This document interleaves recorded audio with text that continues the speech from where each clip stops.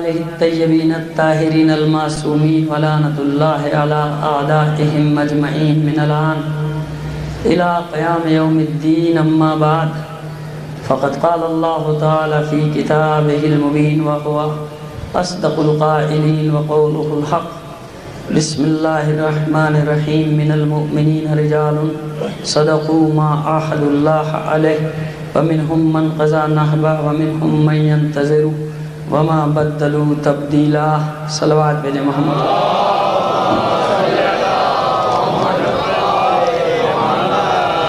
آپ سے درخواست کروں گا مرحوم سید ذوالفقار حیدر زیدی، سید حشمت علی زیدی، سید ڈاکٹر نعیم تقوی، سید بشیر حسین نقوی، سید محمد جمیل مرزا اور اپنے بھی تمام مرحوم مومنین و مومنات کو شامل کر کے ایک سورہ فاتحہ کی تلاوت فرما دیجیے۔ عزیزان محترم،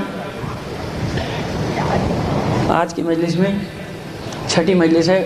میری کوشش یہ ہے کہ آخری مجلس تک یعنی 20 محرم کو جو مجلس ہوگی انشاءاللہ اگر زندہ رہا 10ویں مجلس تک اس پورے موضوع کو سمیٹ دوں، کوئی تشنگی نہ رہ جائے۔ صلوات بھیجیے۔ مجھ سے بار بار ایک تقاضا کیا جا رہا ہے کہ تھوڑا سا اسپیڈ کم کر دیں، تھوڑی سی اسپیڈ کم کر دیں۔ کچھ شاید بچے یا میری بہنیں کچھ نوٹ بھی کر رہی ہیں، لکھ بھی رہی ہیں، لیکن میں مجبور ہوں۔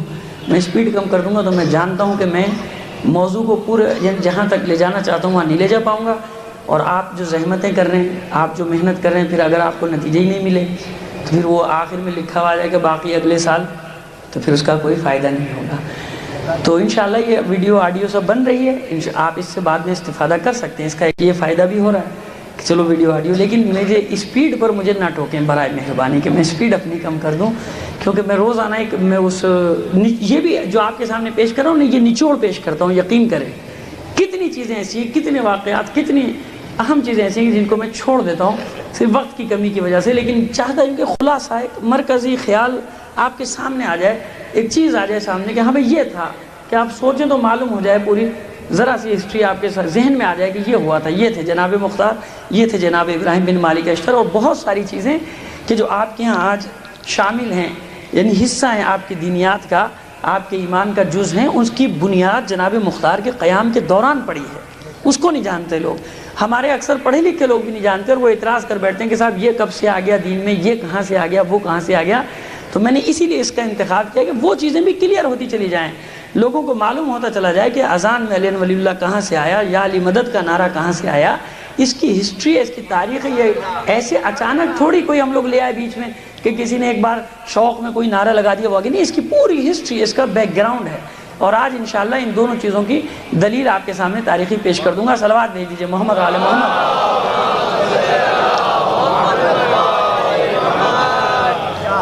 تو عزیزان محترم، خروج کی تاریخ طے کی جناب مختار اور جناب ابراہیم بن مالک اشتر نے مل کر 15 ربیع الثانی ہجری 66 بروز پنجشنبہ ہمیں خروج کرنا ہے، کیونکہ کل میں آپ کو بتا چکا معاہدہ ہو گیا، سارے معاملات طے ہوئے۔ روزانہ جناب ابراہیم کی ڈیوٹی یہ ہے کہ رات کو اپنے 50-60 افراد کو لے کر جاتے ہیں نئے نئے محلوں کے، اور جو ورقہ ابن غارب یا رفاع ابن شداد جو جناب سلیمان بن سرد خزائی کے ساتھیوں میں سے باقی بچے تھے، ان تمام کو، سعد ابن مقداد، ان تمام کو لے کر آتے ہیں، اور پھر عہد و پیمان، اور پھر محلوں میں جانا، پھر کوفے کی باہر کی بستیوں میں جانا۔ ایک یہ طے ہوا کہ طبل جنگ جو بجے گا وہ 15 ربیع الثانی کو بجے گا بروز پنجشنبہ۔ اگر ایک دن پہلے بج جائے تو سمجھ لو کہ یہ شیطنت ہے عبداللہ ابن متی کی، عبداللہ ابن متی کہ جو عبد الملک ابن مروان کی طرف سے اب حاکم بنا ہے اس کوفے کا، ابن زیاد کا اس کو نائب کہہ لیجئے آپ، عبید اللہ ابن زیاد کا، عبداللہ ابن یزید الانصاری کو مار بھگایا انہوں نے، عبداللہ ابن زبیر والے کو، اب یہ آکے بیٹھ گیا عبداللہ ابن متی۔ تو اگر اس سے پہلے طبل جنگ بچ جائے تو یہ سمجھ جانا کہ یہ اس کی سازش ہے، ہماری طرف سے اعلان نہیں ہوا۔ یہ بڑا نازک ایک مقام آ گیا تھا خروج کے دوران، تمام مومنین کو شیعوں کی بستیوں میں یہ اعلان ہو گیا کہ یہ جب طبل جنگ بجے گا پنجشنبے کو بجے گا 15 ربیع الثانی کو، اس سے پہلے بجے تو سمجھ لینا کہ دھوکہ دیا جا رہا ہے تاکہ شیعوں کو باہر نکال لیا جائے، کون کون ہے، اس سے پہلے نہیں نکلنا۔ لیکن اس سے پہلے واقعہ ایک ایسا عجیب ہو گیا کہ طبل جنگ پہلے بجانا پڑ گیا، جناب مختار کو اعلان کرنا پڑ گیا، اور تھوڑی سی گڑبڑ ہو گئی، لیکن بہرحال بعد میں سنبھالا ہوا یہ کہ اب یہ روزانہ جاتے ہیں، اور جو ایاس ابن مزارب جو کوتوال ہے، آپ کیا ہوتا ہے نا کہ ایک ایس پی، ڈی آئی جی، ایک ہوتا ہے کمشنر، تو اس طرح وہ عبداللہ ابن موتی تو والی ہے کوفے کا، سول انتظامیہ کا سربراہ، اور جو پولیس اور فوج کا سربراہ ہے وہ ایاس ابن مزارب اس کے ماتحت۔ یہ روزانہ گشت کرتا ہے۔ اس کو کچھ ہوشیار لوگ ہوتے ہیں نا، وہ تو ویسے ہی ناک تو تیز ہوتی ہے ایجنسیوں والوں کی، کان سے زیادہ سونگھ لیتے ہیں، ان کے کان، ناک، سماعت اور یہ قوت لامسہ ان کی بڑی تیز ہوتی ہے۔ یہ سمجھ گئے کہ کچھ گڑبڑ ہو رہی ہے، کچھ معاملہ گڑبڑ ہے، اور یہ ابراہیم بن مالک اشتر روزانہ رات کو نصف شب کے وقت اس کا جانا مختار کے پاس، معاملہ کچھ سنگین نظر آ رہا ہے، اور شیعوں کا مستقل اس کے گھر پہ جانا، مختار کے گھر پہ۔ یہ عبداللہ ابن موتی سے ملتا ہے کہ اپنی آنکھیں کھلی رکھ، یہ مجھے کچھ گڑبڑ نظر آ رہی ہے، اور فوراً مختار کو گرفتار کر لے، اور اگر تو نے گرفتار نہیں کیا تو یہ کچھ ہو جائے گا۔ میں دیکھ رہا ہوں کہ مجھے اندازہ ہو رہا ہے کہ کوفے کے لوگ سرکشی پر آمادہ ہیں۔ اچھا، کوفہ ایک بات میں اور بھی مشہور ہے، کوفہ سرکشی میں بھی بڑا مشہور ہے۔ اس نے صرف ائمہ کے ساتھ ہی خیانت نہیں کی، انہی نے ہر ایک کے ساتھ خیانت کی تھی، ہر ایک کے ساتھ۔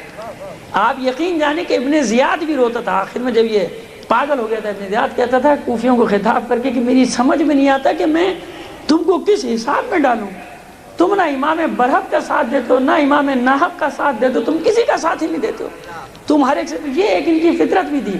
تو ایاس ابن مزارب کہتا ہے تو جانتا ہے کوفے کی فطرت کو، اگر کوئی فتنہ کھڑا ہو گیا تو سب تیرے خلاف کھڑے ہو جائیں گے۔ تو اس نے کہا تو دھیان رکھ، اور کل یعنی 15 ربیع الثانی پنجشنبہ کوشش کر کے مختار کو گرفتار کر لے، اور اب کہ ہم یہاں نہیں رکھیں گے، اس کو بھیج دیں گے بصرہ ابن زیاد کے پاس، وہ جو چاہے اس کا کریں گے۔ ہوا یہ کہ چہارشنبے کو یعنی بدھ کے دن ہی جناب ابراہیم بن مالک اشتر اپنے کچھ خاندان کے بڑے بڑے جو شیعہ ان کے ساتھ جا رہے ہیں جناب مختار کے پاس۔ راستے میں ایاس ابن مزارب کوتوال شہر ہے، یہ گشت پر ہے، پہرا دے رہا ہے، پہرے پر اس کے ساتھ بھی 500 اس کے سپاہی ہیں۔ اس نے روک لیا، پوچھا بھائی کہاں جا رہا ہو ابراہیم رات کے اس وقت؟ تو ابراہیم نے کہا بھائی تجھے سے کوئی واسطہ نہیں، تو اپنا راستہ پکڑ، ہم اپنا راستہ پکڑیں، ہمارا تیرا کیا واسطہ؟ اس نے ضد کی کہ میں کوتوال شہر ہوں، تمہیں بتانا پڑا۔ تو جناب ابراہیم کہتے ہیں کہ دیکھ میں تجھے ہوشیار کرتا ہوں، چلا جائے اس وقت نہ مجھ سے بھیڑ، کسی اور وقت کے لیے اٹھا کے۔ اس نے کہا کہ یا تو مقابلے کے لیے تیار ہو جاؤ، یا مجھے بتاؤ، اور اب میں تم کو گرفتار کر کے ضرور عبداللہ ابن موتی کے پاس لے جاؤں گا۔ ساتھیوں کو حکم دیا۔ تو ابراہیم بن مالک اشتر ظاہر کے مالک اشتر کے بیٹے تھے، اور یہ بھی یاد رکھے کہ فنون حرب براہ راست مولا متقیان علی ابن ابی طالب سے سیکھے تھے،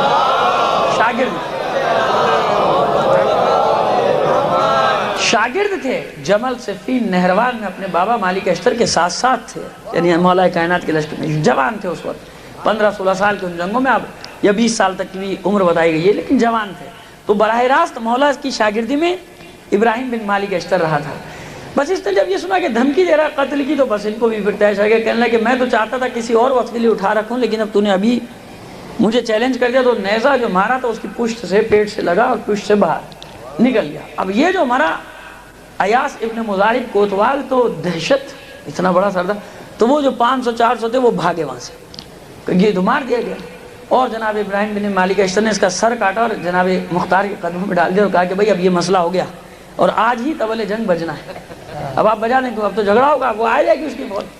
جناب مختار نے اللہ روشن کرا دیا آگ کے اپنے گھر کے، اور طبل بجنے لگے۔ طبل جو بجنے لگی تو اب شیعہ گھروں سے نہیں نکلے۔ یہاں بھی ایک بار ایسا ہو چکا ہے، پہلے ایک بار اعلان ہو گیا کہ پہنچنا ہے سب کو، وہاں معاملہ ہو گیا گڑبڑ، پھر کہنے نہیں پہنچنا، جو بیچارے پہنچے وہ مرے بھی، جیل بھی گئے، کوڑے بھی کھائے، مصیبت ہو گئی ان کی۔ تو اب یہ ایسے معاملات کبھی آتے ہیں نا تو بڑی گڑبڑ ہو جاتی ہے۔ صلوات بھیج دیجیے محمد آل محمد پر، ہے نا؟ تو میں تو بار بار کہہ رہا ہوں کہ بھائی یہ تاریخ جو آپ کے لیے پڑھ رہا ہوں اس لیے پڑھ رہا ہوں کہ اس میں دیکھیں کیا ہو رہا ہے، کیا ہوتا ہے دنیا میں، سب کچھ ہوتا ہے۔ تو اب جناب مختار نے طبل بجوائے، لیکن جناب اب نکلے کون؟ ان کا بھی پہلے بج گیا ایک دن، تو بس اس کا مطلب یہ کہ گھر سے نکلنا ہی نہیں ہے۔ اب کیا کیا جائے؟ رفاع ابن شداد اور یہ جناب جو عبد الرحمن ابن سعید حمدانی، یزید ابن انس، یہ جو مشہور شیعہ، یہ خود دوڑے محلوں میں اور جا کے کہا کہ بھائی وہ مسئلہ گڑبڑ ہو گیا، نکلو باہر، ابھی شروع ہو گیا۔ اب جب اپنے آدمیوں کو دیکھا نا جناب مختار کی، تو پھر کچھ لوگ نکلنا شروع ہوئے، وہ بھی 1400 کے قریب، بس 1400۔ اور ادھر اس کو جناب جب وہ پہنچا، اس کا خبر لے کے وہ بھگدڑ مچی، وہاں پہنچے عبداللہ ابن موتی کے بعد، تیرے کوتوال کو تو مار دیا۔ اس نے اس کے بیٹے کو بلایا راشد ابن ایاس کو کہ دیکھ تیرے باپ کو قتل کیا ہے، اب تو سپاہ لے کر جا۔ تو یہ 3-4 ہزار کا لشکر لے کے دوڑا، اور اس نے پہلے ایک محلے میں، شیعوں کے محلے پر حملہ کیا۔ وہاں پر اس کا مقابلہ کرنے کے لیے 2 آدمی آگے بڑھے، ایک عبداللہ ابن حر جو ابھی تک الگ تھلگ ہے، جناب حر کا بیٹا، ایک بیٹا کربلا میں شہید ہوا تھا، ایک بیٹا کوفے میں تھا، کسی چیز میں مداخلت نہیں کرتا تھا، لیکن جب سے یہ سلسلہ شروع ہوا تھا خون تو حر کا ہے نا، خون حر کا ہے، بھائی شہید ہوا، بیٹا شہید ہوا، بس اس کے خون نے جوش مارا۔ جب اس بستی پر حملہ ہوا اس کا کوئی سروکار نہیں تھا، حارث ابن شمیدانی یا شیمدانی، بہرحال یہ تاریخوں کی کتابیں کیونکہ مختلف ہیں تو کہیں زیر زبر آگے پیچھے ہو جائیں تو مجھے معاف کر دیجیے گا اس میں، کیونکہ ہوتا ہے کہ پرانی کتابوں میں کوئی زیر آگے لگ گیا، کوئی زبر پیچھے لگ گیا، تو عبداللہ کوئی نقطے آگے پیچھے ہو جاتے ہیں۔ تو عبداللہ ابن حر نے جب یہ دیکھا کہ حارث کمزور پڑ رہا ہے راشد ابن ایاس کے مقابلے میں، پھر اس نے اپنے خاندان والوں کو نکالا اور کہا کہ اب بیٹھنا جو ہے وہ گناہ ہے، اب جرم ہے، اب ہمیں حق کی حمایت کرنا ہوگی، اب ہمیں ساتھ دینا ہوگا۔ اس کی کمک پہنچی تو وہاں سے وہ بھی دو منہ دبا کے ان کو بھاگنا پڑا، اپنے 50-60 لاشیں چھوڑے اور وہاں سے بھاگے۔ اب تیاری، ابھی تک یہ سمجھ رہے عبداللہ ابن متی کے مختار کے پاس بہت بڑا لشکر ہے، جناب مختار گھبرا گئے۔ جناب ابراہیم جب پہنچے ان کی خدمت میں تو جناب مختار کہتے ہیں کہ یہ کوفی وہی تو نہیں کر رہے میرے ساتھ جو مسلم بن عقیل کے ساتھ کیا تھا، کہیں ایسا تو نہیں ہے کہ یہ کوفی پھر وہی کردار ادا کر رہے ہیں جو مسلم بن عقیل ہے، کیونکہ نقارہ بج رہا ہے، الاؤ جل رہے ہیں، کوئی آتا نہیں۔ ابراہیم بن مالک اشتر تسلی دیتے ہیں کہ امیر آپ اطمینان رکھیے، مسئلہ یہ ہے کہ ہم نے کیونکہ کہہ دیا ہے سب کو کہ نکلنا نہیں ہے گھروں سے باہر، آپ صرف یہاں محکم رہیں اور مجھے کوئی شفا نہیں چاہیے، آپ حفاظت کرتے رہیں، میں خود جاتا ہوں۔ پھر جناب ابراہیم بن مالک اشتر خود نکلے، خود گئے، سب سے پہلے شاکریہ بستی میں پہنچے۔ شاکریہ بستی میں کوئی 2000 کے قریب مومنین بالکل مسلح، جب یہ الاؤ جلنا شروع ہوئے، طبل بجنا شروع ہوئے، یہ مسلح ہو کر بیٹھ گئے، اور اب یہ کشمکش میں کہیں واقعی ایسا تو نہیں کہ جنگ شروع ہو گئی اور ہم بیٹھے رہ جائیں اور جناب مختار شہید کر دیے جائیں۔ ابراہیم بن مالک اشتر پہنچے اور آواز دی ان کو، کوڈ ورڈ ان کا ایک تھا، ایک انہوں نے اپنا کوڈ ورڈ بنایا تھا، انہوں نے کہا کون؟ ادھر سے جواب ملا المنتقم المنصور یا لسارات الحسین۔ پس وہ خوش ہو گئے کہ یہ اپنی کمک آ گئی، یہ کوڈ ورڈ تھا ان کا۔ ادھر صلوات بھیجیے محمد علیہ محمد۔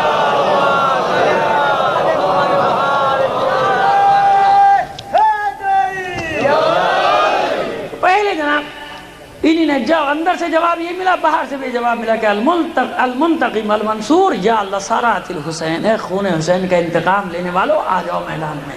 بس یہ ادھر سے 2000 کا لشکر نکلا اور راستے میں کعب اس کا جو محلے کا جو انچارج تھا ولید اللہ ابن متی، اس کا بھی صفایا کیا، اس کے ساتھیوں کا بھی صفایا کیا اور جناب مختار کی خدمت میں پہنچ گئے۔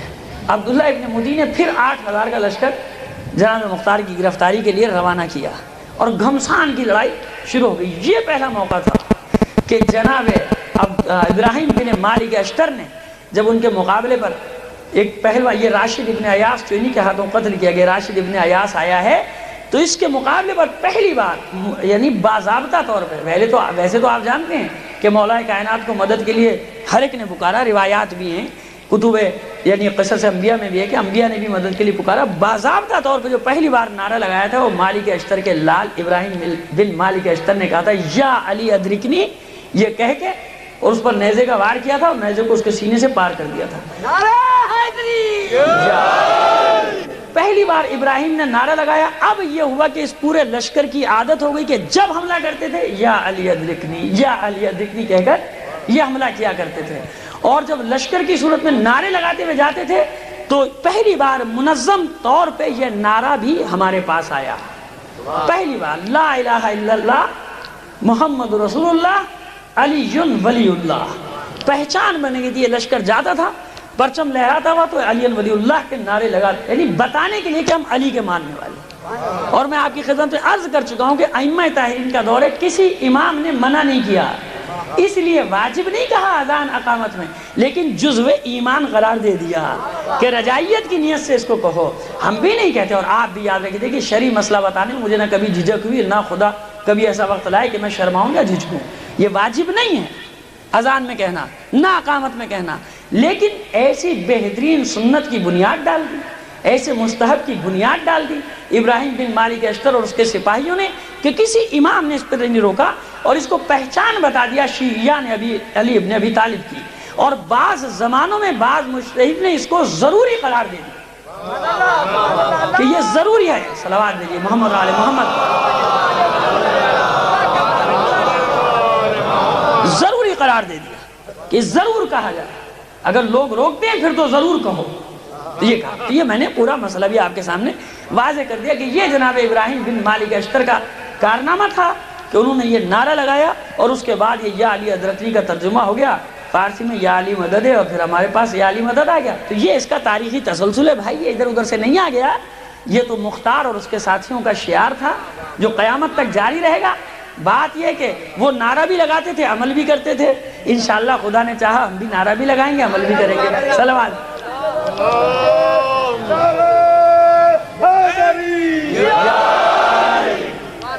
صلوات بھیج دیجئے محمد علی محمد. بات یہ صحیح ہے. تو خالی نعروں کو اپنے پاس نہیں رکھو، اس کی روح کو بھی ساتھ رکھو.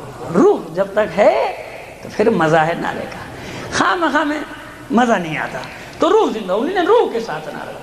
اب عبداللہ ابن مطیع خود نکلا 18,000 سپاہیوں کے ساتھ کہ بھئی یہ کیا مشکل پڑ گئی. اور رات گزر گئی، دن ہو گیا. اب جب دن ہو گیا تو اب تو دن ہو ہی گیا. اب تو ویسے ہی سارے بستیوں سے شیعہ نکلنے لگے اور کچھ محصور ہے ناکہ بندی. عبداللہ ابن مطیع نے کہا سب کو بلاؤ. اس کے ساتھیوں نے کہا سب کو بلائے گا تو جو محصور ہیں وہ بھی پہنچ جائیں گے، پھر کیا ہوگا. تو جو اس کے پاس موجود تھے دیکھا 18,000 کے لشکر کے ساتھ اس نے حملہ کر دیا. ابھی قوت ہے جناب مختار کی تقریباً 4,500-5,000 کے درمیان. گھمسان کا رنگ پڑا اور اس کو بھاگتے بنی اس کے بڑے بڑے سردار قتل ہوئے. یہ دارالامارہ میں محصور ہو گیا. اور جناب مختار بھی کچھ ذرا دم لینے کے لیے، سانس لینے کے لیے کوفے سے باہر نکلے اور ایک فرسخ کے مقام پر اپنا کیمپ بنایا کہ اب جتنے بھی ہیں وہ سارے ایک جگہ جمع ہونا شروع ہو جائیں، کیونکہ اب دن آ گیا پنجشنبے کا، اب جنگ شروع باقاعدہ. لہذا جمع ہونا شروع ہوئے. ادھر اس کے ساتھیوں نے کہا کہ دیکھ مختار سے مقابلہ کرنا ہے تو اپنی ساری فوج کو بلا لے، ساری فوج کو جمع کر لے، ورنہ ہمارے بس کی بات نہیں. تو اس نے جو پہروں پر تھے بستیوں پر ان سپاہیوں کو بھی بلا لیا. ان کو ملا کے پھر اس کے 20-22 ہزار کی قوت بنی. اب جب بستیوں سے اس نے پہرے داروں کو ہٹایا تو پھر اور لوگ نکل کے جناب مختار کے ساتھ قوت بڑھتی گئی. جناب مختار کا لشکر 12,000 کا لشکر بن گیا. اب میں جنگ کے جزیات بڑی دلچسپی ہیں لیکن نہیں چاہتا کہ ان میں پڑھ کے اس وقت کو اپنے اب میں بچانا بھی چاہتا ہوں کہ واقعہ خلاصہ یہ ہوا کہ آخری جو لڑائی ہوئی ان کی تو اس میں ہزاروں کہتے ہیں کہ کشتوں کے کشتے لگ گئے. کوفے کی گلیاں لاشوں سے پر ہو گئی. اور اس طرح سے یہ حملہ کرتے تھے جناب ابراہیم بن مالک اشتر کہ ان کی تلوار کے سامنے کوئی نہیں آتا تھا. عبداللہ ابن مطیع ایک بار آیا اور یہ فرار ہو گیا. یہ سمجھ گیا کہ میں ابراہیم کا مقابلہ نہیں کر سکتا. پہلے جناب امیر مختار اس کے مقابلے پر نکلے تھے تو جناب امیر مختار پر کسی اور نے سینے پر پتھر مارا بڑا سا، جس کی وجہ سے ان کا سانس سینے میں اٹکنے لگا اور یہ واپس آئے. تو پھر جناب ابراہیم بن مالک اشتر گئے عبداللہ ابن مطیع کے مقابلے میں. تھوڑی دیر میں وہ زخمی ہو کر بھاگا. جب وہ بھاگا تو اس کا لشکر بھاگا. اس کے پیچھے جب کوفے میں داخل ہوئے تو امیر مختار نے حکم دے دیا کہ یہ سب یا تو قاتلان حسین میں سے ہیں یا ان کے ساتھ اب شریک ہیں، کیونکہ ہم صرف قاتلان حسین سے انتقام کا نعرہ لگا کر کھڑے ہوئے ہیں، لہذا ان میں سے ایک کو زندہ نہیں چھوڑے. تو وہ بھاگتے جاتے تھے پیچھے پیچھے. جناب مختار کا لشکر بھی ان کا صفایا کرتا جاتا تھا یہاں تک کہ وہ دارالامارہ میں محصور ہو گیا. اور اب عبداللہ ابن مطیع کو یہ اندازہ ہو گیا کہ اب کہیں سے جان بخشی کا امکان نہیں ہے. 3 دن کے محاصرے کے بعد لوگوں نے فیصلہ کیا کہ بھیا جان کی امان لو اور یہاں سے نکلو. پیغام بھیجنے شروع کیے. عبداللہ ابن مطیع فرار ہو گیا. یہ فرار ہونے میں کامیاب ہو گیا. اس میں بھی مختلف روایات ہیں. ایک روایت اس لیے بتا رہا ہوں کہ جب آپ تاریخ پڑھیں تو یہ نہ کہیں کہ مولانا نے یہ تو بتائی کہ ایک روایت یہ بھی ہے تاریخ کی کہ جناب مختار نے بھی اس کو فرار ہونے میں مدد دی. اس نے خط بھیجا تھا اوپر سے پھینکوایا جناب مختار کے نام اور اس میں لکھا تھا کہ دیکھ میں نے تجھے عبداللہ ابن زبیر کے شر سے ایک بار بچایا تھا، تیری جان بچائی تھی، تیرا وہ اپنا وہ احسان تجھے یاد دلاتا ہوں، بس ایک بار تو بھی میری جان بخشی کر دے. تو جناب امیر مختار کے پاس جب وہ خط آیا تو انہوں نے جواب یہ دیا کہ اہل بیت کے دشمنوں سے میری کوئی دوستی نہیں ہے، لیکن تیرا وہ ایک احسان، اس ایک احسان کے بدلے میں تجھے موقع دیتا ہوں کہ تو فرار ہو جائے، لیکن اس کے بعد پھر کہیں بھی مجھے ملے گا میں تجھے نہیں چھوڑوں گا اور تجھے قتل کر دوں گا. صلوات بھیج دیجیے محمد علیہ محمد. تو عبداللہ ابن مطیع کو فرار کرا دیا، مطیع کو فرار کرا دیا. باقی لوگوں نے ہتھیار ڈال دیے اور جناب مختار کی بیعت میں آ گئے. اب وقتی طور پہ جناب مختار کی کوفے میں سلطنت قائم کر دی. اور سب سے پہلا انہوں نے کام کیا کیا کہ جو بیت المال تھا اس کا 5واں حصہ بھجوا دیا اپنے امام زمانہ کی خدمت میں. کل بیت المال میں تھا 1,00,000 درہم، 20,000 درہم اس نے اپنے امام کو پہنچوا دیا، اور باقی درہم و دینار سپاہیوں کی تنخواہیں دینے کے بعد ہاشمی سادات اور جو مومنین مستضعفین تھے ان کی کمک کی، ان کی مدد کی، اور اتنی مدد کی کہ امام محمد باقر علیہ السلام پہلی مجلس میں بھی اشارہ کر چکا ہوں، کیونکہ تفصیلات میں جا رہا ہوں اس لیے بیان کر رہا ہوں کہ آپ نے فرمایا کہ خبردار، کچھ شیعہ بھی بزن تھے اور آج تک کچھ مورخین ہمارے ایسے ہیں کہ جو بزن ہیں، امام نے سختی سے وہ کیا، خبردار مختار کو برا نہ کہنا، اس نے ہم اہل بیت کی نصرت کی ہے، ہمارے قاتلوں کو انجام تک پہنچایا، ہماری بیواؤں کی شادیاں کی ہیں، ہمارے گھروں میں چراغ جلنے کا انتظام کیا ہے، خبردار مختار کو کبھی برا بھلا مت کہنا۔ تو عزیزان محترم، یہ مختار نے اپنے امام کی خوشنودی حاصل کی اور اس کے بعد جمع کیا سب کو جامع مسجد میں کوفہ کی، پھر خطبہ دیا۔ خدا اور رسول کی حمد و ثنا کے بعد جناب مختار کہتے ہیں کہ یاد رکھو میں نے صرف ایک مقصد کے لیے قیام کیا ہے، اور خدا میرے دور کو اتنا طویل کر دے گا جب تک میں اپنے مقصد کو پورا نہ کر لوں اس وقت تک میرا دور باقی رہے گا۔ یعنی یہ بتانا چاہ رہے ہیں کہ یہ کام مجھے انجام دینا ہے، چاہے 1 مہینہ لگے چاہے 10 سال لگے، میرا دور ختم نہیں ہوگا جب تک میں قاتلان حسین کو انجام تک ان کے نہ پہنچا دوں۔ اور پھر فہرستیں تیار کرانی شروع کی۔ ابھی یہ کام ہو ہی رہا تھا کہ عبداللہ ابن مطیع جو فرار ہو کے بھاگا تھا، نہروان، یاد ہے نا آپ کو نام، جہاں خوارج سے جنگ نہروان خوارج سے بھی تھی مولا کی، نہروان میں جا کے یہ مقیم ہوا، اور اس نے خط لکھا مصعب ابن زبیر کو، عبداللہ ابن زبیر کے بھائی کو، کہ مختار نے میری حکومت چھین لی، اگر تو میری مدد کرے تو میں کوفے کی ولایت اس سے دوبارہ حاصل کر کے تیری بیعت کر لوں گا، تجھے اپنا خلیفہ مان لوں گا۔ مصعب ابن زبیر نے پہلے کچھ اس کو لشکر بھیج دیا 10-12 ہزار کا۔ یہ خبر ملی جناب ابراہیم بن مالک اشتر کو، جناب امیر مختار کو ابراہیم بن مالک اشتر کو بھیجا، اور جناب ابراہیم بن مالک اشتر کا نعرہ میں نے آپ کو بتا دیا کہ اپنے پرچم تک پہ، بعض تاریخوں نے بعض مورخین نے لکھا کہ پرچم تک پہ لکھوا دیا تھا کہ علی ولی اللہ۔ میں بار بار اس کی کیوں تکرار کر رہا ہوں عزیزان محترم، دیکھیے سب چیز ہے، لیکن بعض دفعہ کچھ ہمارے لوگ بھی اس میں کنفیوز ہو جاتے ہیں معاملات میں، تھوڑا سا 2-4 کتابیں پڑھ کے ان کی تھوڑی سی عقلوں پہ پردے پڑنے لگتے ہیں، کچھ خبط ہونے لگتا ہے ان کو ان بدیہیات میں شک ہونے لگتا ہے کہ صاحب یہ تو لوگوں نے جذبات، یہ جذبات کی بات نہیں ہے بابا، یہ شعار ہے ہمارا علی ولی اللہ، اس لیے لکھوایا کہ لوگ پہچان لیں کہ ہم علی کی ولایت پر یقین رکھنے والے لوگ ہیں، ہم علی کے ماننے والے لوگ ہیں۔ صلوات بھیجیں محمد علی محمد۔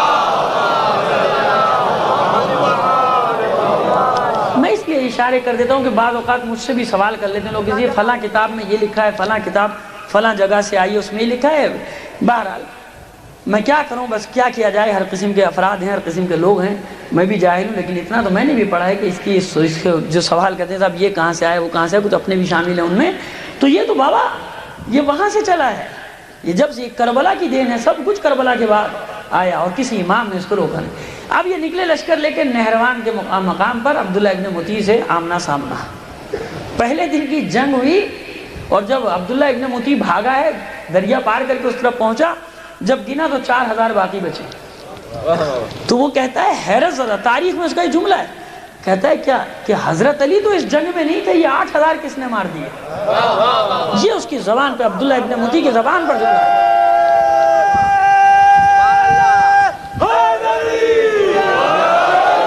کہتا ہے کہ بابا حضرت علی تو تھے نہیں، یہ مارے کس نے 8000؟ تو اس کو آگے بڑھ کے کسی نے کہا کہ حضرت علی نہیں تھے، لیکن ان کا بیٹا ابراہیم بن مالک اشتر تھا، ان کا شاگرد ابراہیم بن مالک اشتر تھا، کہ جس کے مقابلے پر جانے کی کسی کی جرت نہیں۔ اب یہ مار کھا کے بیٹھا تھا یہاں کہ دوسرے تیسرے دن مصعب ابن زبیر 15-20 ہزار کا لشکر لے کے پہنچ گیا۔ اب ان کی ہمت بڑی کہ اب ہم لڑیں گے، اور جناب ابراہیم کی جرت آپ دیکھیے، بہادری دیکھیے کہ رات کو جاسوس بن کے اس کے لشکر میں چلے گئے، اس کے لشکر میں چلے گئے، پوری جاسوسی کر رہے ہیں۔ مصعب ابن زبیر کو شک بھی ہو گیا کہ یہ خطرناک آدمی لگتا ہے، اس نے مجھے سلام نہیں کیا، میرے سامنے جھکا نہیں، اور جناب ابراہیم کو پکڑ لیا عبداللہ ابن مطیع نے کہا یہ کیا حرکت، تم نے اس کو کچھ نہیں کیا۔ یہ اسی کے ایک جاسوس کی مدد سے وہاں داخل ہو گئے تھے اس کی فوج میں، وہ تفصیلی واقعہ اس کو میں نے الگ کر دیا، بہرحال پہنچ گئے۔ تو کہتا ہے بھائی میں تو عرب کا بدو ہوں، مجھے پتہ رہا جنگ ہو رہی ہے، میں تمہاری مدد کے لیے آ گیا، اور مجھے کیا پتہ۔ تو مصعب نے کہا کہ اس کو ذرا خیال رکھو، اور عامر ابن ربیعہ کو عامر ابن ربی نے عامر ابن عمرہ کو اس کے اوپر پہرے دار بنا دیا. جناب ابراہیم کہتے ہیں پروردگار جاتے جاتے اس کو ضرور قتل کر کے جاؤں گا, اس کو ضرور قتل کر کے جاؤں گا. اور رات کی تاریکی میں جناب ابراہیم بن مالک اشتر ساری خبریں لے کر نکلے اور اس کے پہرے داروں کو ایک کو دو کو قتل وتل کیا اور واپس چلے گئے. صبح مصعب کو خط لکھا کہ مصعب جسے تو قتل کرنے آیا وہ تیرے 2 جلادوں کو قتل کر کے واپس آ گیا. وہ جاسوس کوئی اور نہیں تھا, میں خود تھا. ہاں اس نے شک کیا تھا کہ کہیں یہ ابراہیم کا جاسوس نہ ہو. تو ابراہیم نے کہا وہ میرا جاسوس نہیں تھا, میں خود تھا. تیرے لشکر میں رات گزار کے آ گیا اور جو جلاد تو نے میرے پر معین کیے میں نے ان کا کام تمام کر دیا. اب یہ بڑا تل ملایا. صبح جب جنگ شروع ہوئی وہ دیکھ رہا ہے کہ جو جا رہا ہے وہ مر رہا ہے, جو جا رہا ہے مر رہا ہے. تو اس نے غصے میں عبداللہ ابن متی سے کہا تو کیوں نہیں لڑتا اس سے. تو پھر عبداللہ ابن متی مقابلے پہ آئے جناب ابراہیم بن مالک اشتر کے, اور جناب ابراہیم بن مالک اشتر سے وہ بھی دیکھا تھا, لیکن لڑائی ہوئی, اس کو واصل جہنم کیا. اور پھر دوسرا مبارز طلب کرتے ہیں بھیجو. تو مصعب ابن زبیر کہتا ہے کہ یہ آدمی ہے کہ کیا ہے, یہ قتل کرتے کرتے تھکتا نہیں ہے کسی کو, اس کو کون سی قوت ہے, کون سے اتنے مقابلے, اور ہر بار کھڑے رہتے تھے آ جاؤ اور کو بھیجو اور کو بھیجو. تمہیں جھنجھلا کے اس نے کہا ایک بار سب حملہ کرو. ادھر سے حملہ ہوا, ادھر سے جناب ابراہیم نے اپنے سپاہیوں سے کہا کہ دیکھو اپنی تعداد کی قلت پہ مت جانا. عزیزو یہ بات یاد رکھو, خدا کی قسم ایک مسئلہ صرف سمجھ رہے ہیں ہم, دنیا میں کسی کی مجال نہیں ہے کہ جو ہمیں بلیک میل کر لے. سبحان اللہ. عزیزو کتنی افسوس کی بات ہے, اتنی بڑی قوم, اتنی بڑی ملت, یہ 2 ٹکے کے خبیث سیاستدان ہمیں بلیک میل کریں, کبھی اس سے ڈرا کے, کبھی اس سے ڈرا کے, کبھی اس سے ڈرا کے. بھئی ہم تمہارا ساتھ دیں گے, ہم تمہاری مجلس کرائیں گے, ہم تمہارا جلوس اٹھائیں گے, ہم ان کو یہ کر دیں گے, ہم ان کو وہ کر دیں گے. یہ ذلت ہے, ذلت, رسوائی ہے کسی قوم کی کہ اتنی بڑی تعداد میں ہو کہ دوسروں کے ہاتھوں بلیک میل ہو, کبھی اس کے لیے استعمال ہو, کبھی اس کے لیے استعمال ہو, کبھی اس کے لیے سیڑھی بنے, کبھی اس کے لیے پل بنے. نہیں عزیزو, یہ مختار کہ اگر پیروکار ہیں ابراہیم کے پیروکار, ان کا یہ کام تھوڑی ہے. او بابا ہم کس کے آگے جھکے ہیں, ہمارا سب سے بڑا مولا ہمارے پاس ہے, ہمارا امام ہمارے پاس ہے. ہم نے زندگی سے دوستی تھوڑی کی ہے کہ ہم نہیں مریں, ہمیں سب کچھ ملتا رہے, ہم ختم نہیں ہوں گے. نہیں, ہماری دوستی تو اہل بیت کے ساتھ ہے, جدھر وہ ہیں ادھر ہم ہیں. ان شیطانوں سے ہمارا کیا واسطہ. بلند ترین صلوات.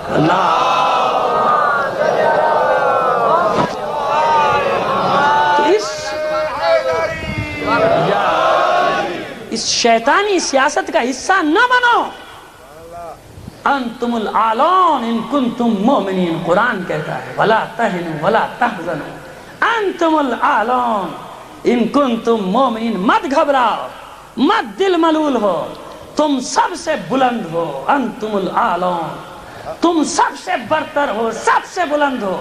ان کنتم مومنین, فقط مومن بن جاؤ سچے, تم مومن بن جاؤ سچے, تم سب سے برتر ہو. مت گھبراؤ, کتنی بڑی قوت ہے تمہارے مقابلے پر. یہ قرآن کا وعدہ ہے, قرآن کہہ رہا ہے سورہ مائدہ, میں نے تمہیں برتر بنایا, کون تمہیں ذلیل کر سکتا ہے. میں نے تمہیں عزت دی ہے. وَلِلَّهِ الْعِزَّةُ وَلِرَسُولِهِ وَلِلْمُؤْمِنِينَ. خدا کہہ رہا ہے عزت تو ہے ہی صرف اللہ کے لیے, رسول کے لیے اور مومنین کے لیے. جب میں کہہ رہا ہوں کہ تمہارے لیے صرف عزت ہے اور کچھ نہیں ہے کائنات میں, پھر کیوں گھبراتے ہو, پھر کیوں ڈرتے ہو. تو بس ابراہیم نے سپاہیوں کو خطاب کیا, قلت پہ مت جانا, جانتے ہو نا کہ ہم کس مقصد کے لیے آئے ہیں یہاں. کہتا کہ اے میرے شیرو, بس یاد کرو کربلا کے واقعے کو. ہمارے سامنے یہ دشمنان اہل بیت کا لشکر ہے, اور قسم کھا لو کہ یا مر کے جان دے کر اپنے مولا کے ساتھ ملحق ہو جاؤ گے, اور یا ان تمام کو واصل جہنم کرو گے. ایک پرجوش خطبہ دیا ابراہیم بن مالک اشتر نے, اور پھر جب اس کے بعد حملہ ہوا تو پھر کچھ پتہ نہیں تھا کہ کون کدھر بھاگا. مکہ بھاگنے کے بجائے مصعب ابن زبیر بصرے کی طرف بھاگ پڑا بوکھلا کے. تاریخ بصرے بھاگا, بصرے پہنچ کے اسے احساس ہوا کہ تمہیں غلط جگہ آ گیا, پھر وہاں سے مڑا مکے کی طرف. ایسا حملہ تھا ابراہیم بن مالک اشتر اور اس کے سپاہیوں کا. تو عزیزو, جو خدا پر ایمان رکھتے ہیں, جو علی کی ولا پر مدد پر یقین رکھتے ہیں, جو اپنے امام پر یقین رکھتے ہیں, انہیں کسی کی مدد کی ضرورت نہیں ہے. زیادہ سے زیادہ کیا ہوگا بابا, مر جائیں گے, مر جائیں گے. مر جانا ذلت نہیں ہے, ان ذلیلوں کے سامنے جھک جانا ذلت ہے. یہ کہاں لکھا ہے کہ مر جانا ذلت ہے؟ گھر کا جل جانا ذلت ہے، مال کا لٹ جانا ذلت ہے، بتائیے کہاں ہے؟ یہ ذلت نہیں ہے، نہ گھر کا لٹنا، نہ گھر کا جلنا، نہ جان کا جانا، نہ اولاد کا جانا، یہ ذلت نہیں ہے۔ ذلت تو وہ ہے کہ ذلیلوں کے سامنے انسان بیعت کر لے، ہاتھ ان کے ہاتھ میں لے لے، یہ ذلت ہے۔ یہ زندگی ذلت کی ہے، اگرچہ 1000 سال کی زندگی کیوں نہ ہو۔ صلوات بھیج دیجئے محمد بیٹا پانی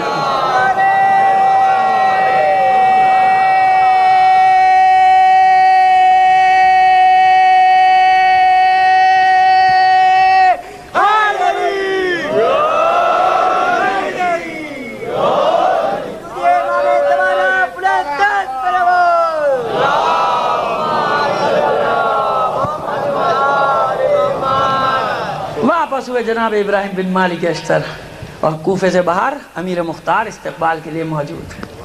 بازوؤں کو بوسہ دیا ابراہیم کے، پیشانی کو بوسہ دیا، ابراہیم نے دست بوسی کی امیر مختار کی، واپس پہنچے۔ اب ادھر سے یہ مار کھا کے بھاگا مصعب ابن زبیر، اس نے خط لکھا اپنے بھائی کو، ابھی تک حجاج نے اس کا خاتمہ نہیں کیا۔ عبداللہ ابن زبیر کا کل تو میں نے خلاصہ پیش کر دیا تھا، یہ نہیں سمجھے گا کہ مرنے کے بعد دوبارہ کیسے زندہ ہو گیا، ابھی وہ واقعہ نہیں آیا ہے، کل تو مجھے مکمل کرنی تھی بات، اس لیے میں اس کو بیچ میں لے آیا تھا۔ تو عبداللہ ابن زبیر کو خط لکھا کہ یہاں تو مصیبت کر دی، تو نے کہا تھا کہ 8-10 ہزار آدمی، ان 8-10 ہزار آدمی نے ہمارے 20-25 ہزار کا صفایا کر دیا، فوراً مجھے کمک بھیج وہاں سے، اب میں فتح کے بغیر نہیں آؤں گا۔ عبداللہ ابن زبیر ایک بخیل آدمی، اس نے کہا یمن اور ادھر ادھر بغاوتیں چل رہی ہے، میں بھی تجھے مدد نہیں بھیج سکتا۔ تو اب اس نے غصے میں دمشق عبد الملک ابن مروان کو خط لکھا کہ اگر تو میری مدد کے لیے سپاہ بھیج دے تو میں تیری بیعت کروں گا اور تمام علاقوں میں تیری بیعت کے لیے کام کروں گا۔ تو اس نے وہاں سے لشکر بھیجا، عامر ابن ربیعہ جو اس کا چچا ہے عبد الملک ابن مروان کا، عامر ابن ربیعہ کے ہاتھ ایک لشکر بھیجا، اس لشکر کی تعداد ہے 70,000، 70,000 کا لشکر بھیجا کہ یہ لشکر آ رہا ہے عامر ابن ربیعہ کا، اور تو جہاں پر ہے وہیں رہے۔ مصعب ابن زبیر کو، کیونکہ وہ بھی ہوشیار ہے عبد الملک ابن مروان، کہ ایسا نہ ہو کوئی چال ہو، کہا کہ تو جہاں ہے وہاں رہ، اس کا کام میں کر دیتا ہوں، مختار کو میں دیکھ لیتا ہوں۔ 70,000 کا لشکر بھیجا عامر ابن ربیعہ کے ہاتھ، اور یہ لشکر چلا اور کوفے سے کئی فرسخ کے فاصلے پر یہ لشکر آ کے ٹھہرا، اور اس نے ایسا انتظام کر لیا کہ کوئی جانے نہ پائے، یعنی مختار کو اطلاع نہ ہو، اور اپنے ایک جاسوس کو بھیجا، ایک مرد یزدی کو بھیجا کہ تو جاسوسی کر کے آ۔ یہ جاسوسی کے لیے پہنچا کوفے میں کہ دیکھیں کیا حال احوال ہے۔ جناب امیر مختار کے ہاتھوں، سپاہیوں کے ہاتھوں گرفتار ہو گیا۔ اب بعض لوگ ہوتے ہیں ڈبل کراس کرتے ہیں، ادھر بھی چلو ادھر بھی چلو، ادھر کی خبر ادھر دو ادھر کی خبر ادھر دو، دونوں طرف سے مال ملے گا، دونوں طرف چلیں گے۔ قوم سے کہیں گے بھائی ہم تو تمہارے ساتھ ہیں، ان سے کہیں گے ہم تو تمہارے ساتھ ہیں، قوم سے کہیں گے بھی مشکل پڑتی ہے تو ہم ہی تو ہیں، کہتے ہیں سارے کام، دیکھو یہ ہمارے تعلقات ہیں سارے، ان سے کہتے ہیں کہ دیکھو ہم کیسے بڑے بڑے جھگڑے تمہارے ایسے نپٹا دیتے ہیں منٹوں میں، دیکھا نا، تو ایسے بھی لوگ ہوتے ہیں، تو یہ ہر زمانے میں ہیں۔ تو اب یہ ابن یزدی نے دیکھا اب تو پکڑا گیا، کہا کہ دیکھ صحیح صحیح بتا، اس نے بتا دیا بھائی عامر ابن ربیعہ نے مجھے اس لیے بھیجا، یہ غلط تھی، اور یہ لشکر ہے اس کا 70,000 کی تعداد میں۔ اب اگر تو میری جان بخش دے مختار تو میں اس کو جا کے کہوں گا کہ تیرا 1 لاکھ کا لشکر ہے۔ امیر مختار کہتے کہ نہیں، ہم ایک اچھے مقصد کے لیے جھوٹ سے کام نہیں لیں گے، میرے لشکر کی تعداد جو ہے، صلوات بھیجیے محمد علیہ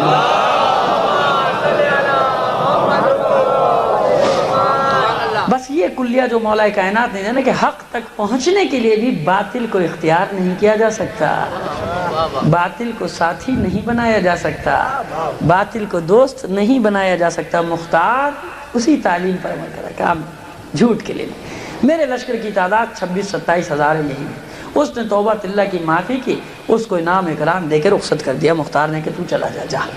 وہ خیر دل میں ایک اثر لے کے گیا کہ مختار نے مجھے قتل نہیں کیا، مظلوم آدمی تھا، مرے بیچارہ، کہہ رہا بھائی میں نوکر آدمی ہوں، پیسے دے کے بھیجا تھا، میں آ گیا۔ کہا کہ یہ واپس گیا تو عامر ابن ربیعہ نے پھر ایک اور چال چلی، کہا کہ دیکھ اب وہ تجھ پر مہربان ہو گیا، اب تو پھٹے چتھڑے لگا کر جا کہ عامر ابن ربیعہ نے مجھے مار پیٹ کے بھگا دیا، جو تو نے دیا تھا وہ بھی چھین لیا، اور وہ تجھ پر مہربان ہو جائے گا، اور دیکھ فلاں فلاں آدمی، یہ 14 آدمی مختار کے یہاں میرے اپنے بیٹھے ہوئے ہیں کہ یہ جب حکم ہوگا یہ کھڑے ہوں گے اور میدان صاف کر لیں گے۔ میرے 14 آدمی اپنے وہاں ہیں، اور ان کو پیغام دینا ہے، یہ خط ان کو جا کے دے دے کہ کس وقت وہ مختار پہ حملہ کریں، اس کو ختم کر دیں۔ اب یہ جناب اس کو جو پتہ چلا یہ ساری چیز، یہ اسی حلیے میں گیا، دوسرے دن روتا پیٹتا، پھر مختار نے پکڑا، کہا اس نے مجھ پہ شک کیا، سارا مال اسباب بھی چھین لیا، مجھے مارا پیٹا اور مجھے بھگا دیا وہاں سے، بس میری جان بخشی کر دی، بڑی مشکل سے جان بچائی۔ جناب مختار نے کہا اس کے ساتھ نیکی سے پیش آؤ، اس کے ساتھ نیکی سے پیش آؤ، لے جاؤ۔ اس کو خلعت انعام اکرام بھی دیا اور کہا کہ تو جہاں جانا چاہتا ہے چلا جا۔ اب یہ ہوتا ہے انقلاب، یہ ہوتا ہے انقلاب کہ اگر دل میں انسان کی نیکی ہو۔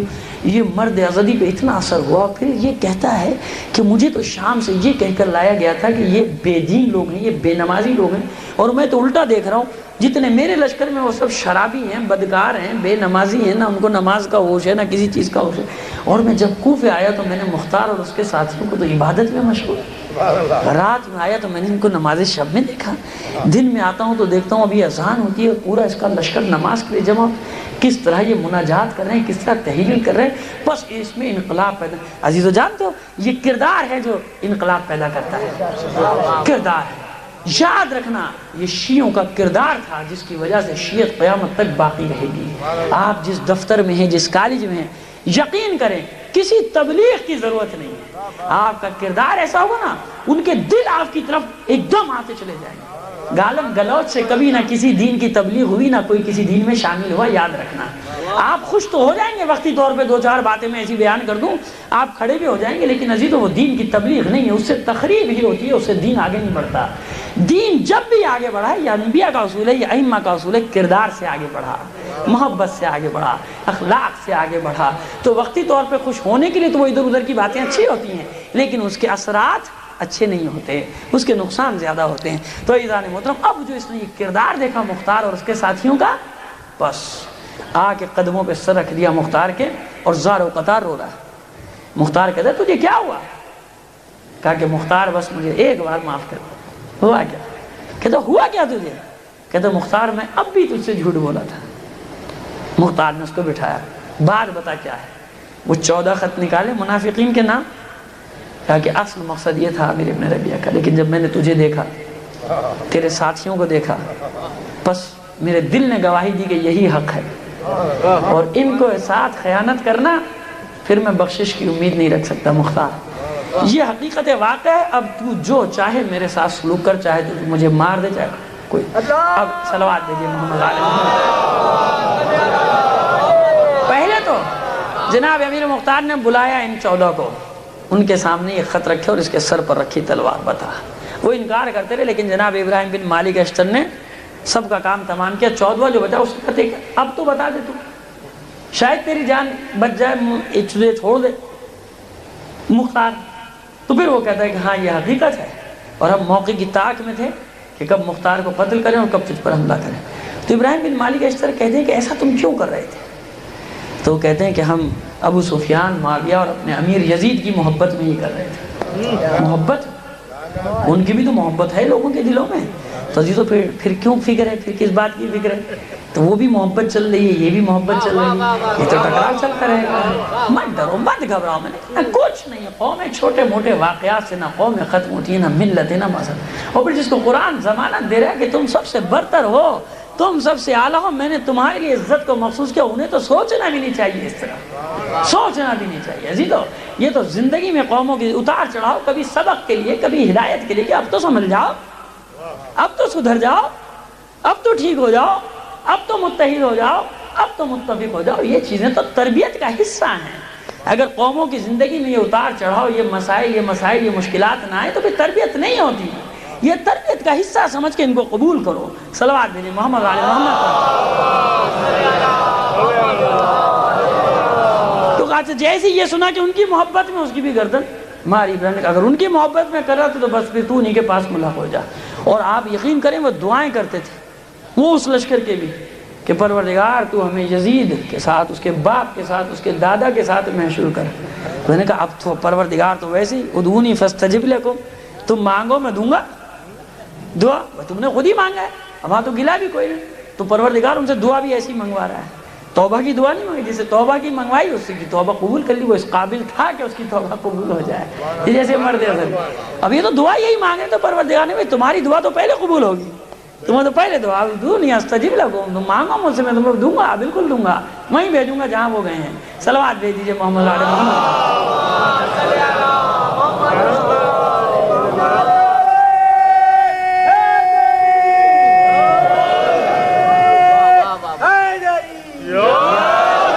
بس عزیزان محترم، اب ان 14 کو کیفر کردار تک پہنچانے کے بعد اعلان کرتا ہے مختار کہ دیکھو اس مرد ازدی نے کس طرح سے ہماری مدد کی اور ہمارا ساتھ دیا، تم میں اپنی حیثیت کے مطابق جو اس کی مدد کر سکتا ہے وہ کرے۔ وہاں تو ڈھیر لگ گیا جوزر و جواہرات کا، اس نے کیا کیا، جو مختار نے خلعت دی تھی بس وہ قبول کی۔ کہتا ہے کہ مختار اب تیرے پاس آنے کے بعد مجھے مال دنیا سے تھوڑی سروکار ہے، اب مال دنیا نہیں چاہیے، جو تو نے دیا یہ میری زندگی کے لیے کافی، بس میری خواہش ہے کہ جتنا جمع ہوا ہے میرے امام کی خدمت میں پہنچوا دے۔ میرے عزیزو یہ ہوتے ہیں جانثار، یہاں 5واں حصہ نکالتے ہوئے مصیبت ہو جاتی ہے، آفت ہو جاتی ہے، مولا جان قربان، مولا بچے قربان، مولا مال قربان۔ ادھر کسی نے کہا بھائی خمس نکالا، ارے یار مولویوں کا چکر ہے، خامہ خواہ کا خمس الگ کھا جا، ارے ملاؤں نے چلایا ہوا ہے چکر، چھوڑو خمس کی باتوں کو۔ تو اس لیے میں بھی مجلس میں خمس کی باتیں نہیں کرتا، لوگوں کو بری لگتی ہیں۔ صلوات بھیجیے محمد علیہ محمد پہ۔ اور عزیزان محترم ایک واقعہ اور، آپ جانتے ہیں زید شہید کس کا بیٹا ہے؟ میں امام کی بات نہیں کر رہا، اس کی ماں کی بات کر رہا ہوں۔ زید کی ماں کون ہے؟ اب سنیے آپ تاریخ کا یہ واقعہ ابھی کہ جناب امام زین العابدین علیہ السلام ارشاد فرماتے ہیں کہ میں ایک رات میں خواب تھا، میں نے خواب میں دیکھا کہ میرے جد امجد یعنی خدا کا رسول اور تمام حضرات خاندان کے تشریف لائے، اور رسول خدا ایک جنت کی حور کو لائے ہیں اور کہتے ہیں کہ میرے بیٹے یہ تمہارے عقد کے لیے ہے اور اس کا نام حورا ہے، اور میرا عقد اس کے ساتھ پڑھا دیا، اسے میری زوجیت میں دے دیا۔ صبح جب ہوئی تو دق الباب ہوا، دروازہ میرا کھٹکھٹائی، میں خود دروازے پر گیا تو میں نے پوچھا کون؟ کہا میں کوفے سے آیا ہوں، امیر مختار کا قاصد ہوں، میں کوفے سے آیا ہوں، امیر مختار کا قاصد ہوں۔ اب جو میں نے دروازہ کھولا تو دیکھا کہ ایک شخص اور اس کے ساتھ چادر میں سر تاپا ملبوس ایک عورت کہ اس کی آستین کو یعنی کپڑے کو چٹکی سے اس مرد نے پکڑ رکھا ہے، جسم کو ہاتھ نہیں لگایا ہوا۔ کہا کہ مجھے فرزند رسول سے ملنا ہے، تو جناب امام ارشاد فرماتے ہیں کہ میں خود ہوں، بتا کیا بات؟ کہا کہ مختار نے آپ کے نام یہ خط دیا ہے۔ اب جو خط دیکھا کہتے ہیں کہ فرزند رسول کچھ کنیزیں میرے حصے میں آئیں اور ان میں پاک باز ترین کنیز یہ تھی کہ جس کو آج تک کسی مرد نے چھوا نہیں، بس میری دلی خواہش ہے کہ فرزند رسول آپ میری طرف سے اسے اپنی خدمت میں قبول کر لیجئے، اور میں اس سے اقرار لے چکا ہوں اور یہ اس بات پر راضی ہے کہ آپ کی کنیزی میں آ جائے، اور اس کا نام اب وہاں فرماتے ہیں، اس سے پوچھتے ہیں کہ تیرا نام کیا ہے، تو نام بتاتے ہیں کہ حورا۔ مختار کا مقام ہے یہ، صلوات یہ مختار کا مقام، عزیزان محترم یہ مختار کا مقام ہے۔ خدا کا رسول ایک رات پہلے پیش، وہ جو کنیز آ رہی ہے مختار کی، رسول کہتا ہے کہ یہ میری طرف سے ہدیہ ہے تیرے لیے، تو عزیزو یہ مختار کا مقام، اور اس حورا کے رحم مبارک سے جناب زید پیدا ہوئے کہ جنہوں نے ہجری 122 میں قیام کیا امیوں کے خلاف۔ حشام کے زمانے میں زید شہید نے، ہر امام نے ان کے لیے دعا کی، ہر امام کی ان کو تائید حاصل تھی، اور ان کا انجام کیا ہوا تھا عزیزو؟ جب یہ میدان جنگ میں ان کا بھی ساتھ چھوڑ دیا تھا کوفیوں نے، اور رافضی کا جو الزام لگا نا جب سے لگا ہے، جب کوفیوں نے چھوڑا تو جناب زید نے کہا تھا رفضتمونی، تم لوگوں نے مجھے چھوڑ دیا، یعنی مجھ سے دوری اختیار کی، تو اس وقت سے جن لوگوں نے جناب زید کو چھوڑا تھا انہیں رافضی کہا جاتا تھا، اور ان میں سب شامل تھے، ایک بہت بڑے امام بھی شامل تھے، تاریخ میں بہت بڑے امام تھے، انہوں نے بھی یہ کہا تھا کہ میں آپ کا ساتھ دوں گا، این موقع پہ جناب زید کو چھوڑ کے الگ ہو گئے۔ اب نام میں نہیں لوں گا، اتنا تو سسپینس چھوڑ دینا چاہیے کہ آپ خود بھی جا کے یا اکیلے میں پوچھ لیں یا بعد میں کتاب جا کے دیکھ لیجئے۔ صلوات بھیجیے محمد علیہ محمد۔ تو عزیزان محترم جناب زید جب شہید کر دیے گئے، ان کے چند جانثار ساتھیوں ان کی قبر بنائی اور اوپر سے نہر بہا دی تھی، کیونکہ جانتے تھے کہ ان کے ساتھ کیا سلوک کیا جائے گا۔ لیکن اس کے باوجود بھی اس ملعون نے حشام نے پتہ چلا لیا، اور اس کے بعد ان کی لاش کو نکالا گیا، سولی دی گئی، سر کاٹ کے حشام کے پاس بھیجا گیا، اور بعض تواریخ میں دیکھیں 4 سال تک یہ ڈھانچہ، یا کہیں 4 ماہ تک، کیونکہ بنو امیہ کی حکومت ختم ہو گئی تھی، تو 4 ماہ تک یہ جسد مطہر لٹکا رہا کوفے کے دروازے پہ، کسانہ کے دروازے پہ، اور اس جگہ پہ کناسہ کے دروازے پہ، معذرت کے ساتھ بہت ساری چیزوں میں کچھ نہ کچھ گڑبڑی ادھر ادھر ہو جاتی ہے، تو کناسہ کے دروازے پر لٹکا تھا اور برہنہ لاشا تھا۔ لیکن عزیز و قدرت کا انتظام کہ پروردگار نے مکڑیوں کو اس چیز پر مامور کیا کہ انہوں نے ستر پوشی کی زید کی، اور لوگ دیکھتے تھے کہ جب کوشش کی جاتی تھی مکڑیوں کا گہرے سے گہرا جالا اس زید مطہر کے جسد پر تن جاتا تھا اور ستر پوشی کرتا تھا۔ لیکن ظلم یہ تھا کہ آپ کا جسم کا گوشت ظاہر ہے کہ دھوپ اور یہ سارے اثاثے ختم ہو گئے تھا، اور پرندوں نے گھونسلہ بنا دیا تھا سینے میں۔ اس کے باوجود بھی امویوں کی جب تسلی نہ ہوئی تو ان کے جسد کو اتار کے جلایا اور راکھ کو نہر فرات میں بہا دیا گیا تھا۔ لیکن یہ زید مجاہد کس کی عطا تھا؟ کس نے خدمت میں بھیجا؟ اسی امیر مختار نے بھیجا تھا امام کی خدمت میں۔ صلوات بھیج دیجئے محمد و آل محمد پر۔ عزیزان محترم، اگر آپ اجازت دیں 5-10 منٹ اوپر چلا جاؤں، صلوات بھیج دیجئے محمد و آل محمد پر۔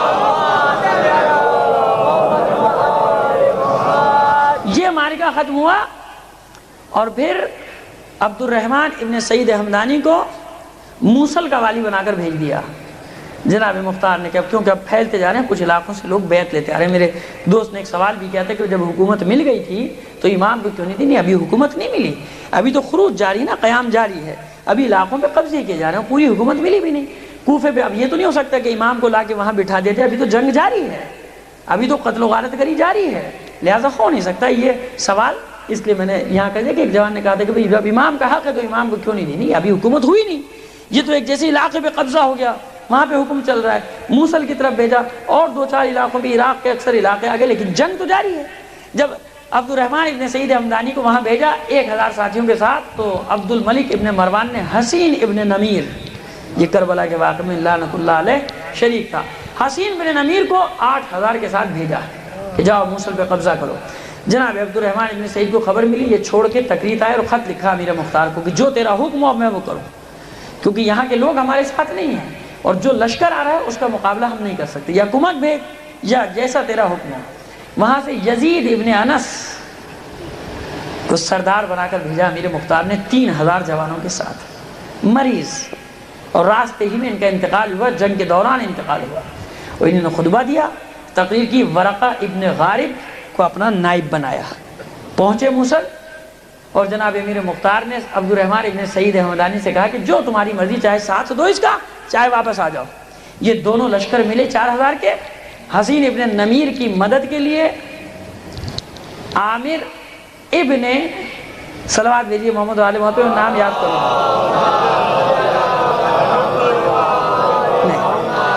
ربیعہ ابن میعاق یا میثاق، یہ نقطوں کا وہی فرق جو تاریخوں میں چلتا ہے، اس کو بھیجا، یا میقا، ربیعہ کو بھیجا اور لشکر دے کے 15000 کا کہ تو اس کی مدد کر اور دونوں مل جاؤ اور اس کا خاتمہ کرو۔ اب یہ جب دونوں لشکر ملے، ساتھ ملے، ربیعہ کا اور حسین ابن نمیر کا، 4 فرسخ کے فاصلے پہ دونوں لشکروں کا آمنا سامنا ہوا۔ ربیعہ سامنے آتا ہے، تم کیوں ہم سے لڑنا چاہتے ہو؟ تو جناب ورقہ ابن غارب کہتے ہیں کہ کیونکہ تم ہم قاتلان حسین سے بدلہ لینے کا عزم کر چکے ہیں، جزم کر چکے ہیں۔ کہا کہ ہم تو قاتلان حسین نہیں، ہم تو کربلا نہیں تھے۔ کہا کہ نہیں، یہ حسین بن نمیر تمہارے ساتھ، اور اس کے لشکر میں 3000 آدمی تمہارے ساتھ ہیں جو واقعی کربلا میں موجود تھے۔ خلاصہ یہ کہ جنگ ہوئی، بہت سارے میں نے کہا جزیات کو میں خود ہی الگ کر دیتا ہوں جنگ کی۔ جنگ ہوئی اور نتیجہ یہ ہوا کہ 4000 ان 18000 پر غالب آئے، ربیعہ مارا گیا۔ صلوات بھیجیے محمد علیہ